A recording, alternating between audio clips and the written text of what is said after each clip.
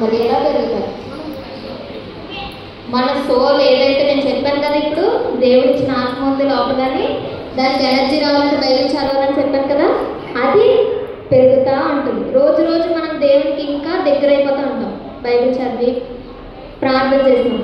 ఒకవేళ చదవకపోతే ఏమవుతామంట? ష్రింక్ అంటే ఏంటి? ఇంకా ఇంకా ఇంకా ఇంకా ఇంకా తగ్గిపోయి మైన్యూట్, ఇంకా మనకు కనబడకుండా పోతాం అనమాట. దేవుడికి మనం అంత దూరం అయిపోతాం.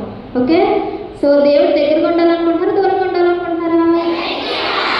దేవుడు మన దగ్గరగా ఉన్నప్పుడు మన దగ్గరికి ఒకరు రారు, భయపడతారు. ఎవరో తెలుసా? సాతాను. మనం దేవుడికి దూరంగా వెళ్ళిపోతే మన దగ్గరికి ఒకరు హ్యాపీగా వస్తారు. ఎవరు? సో దేవుడు మన దగ్గరగా ఉండాలా, దూరంగా ఉండాలా? దగ్గరగా ఉండాలంటే ఏం చేయాలి? వాక్యం చదవాలి, ప్రార్థన చేసుకోవాలి. ఓకే, అప్పుడు మనల్ని అది ఏం చేస్తుంది? ఆత్మలో ఎదిగేలా చేస్తుంది. ఓకే, గ్రో అయ్యేలా చేస్తుంది అన్నమాట. గుడ్.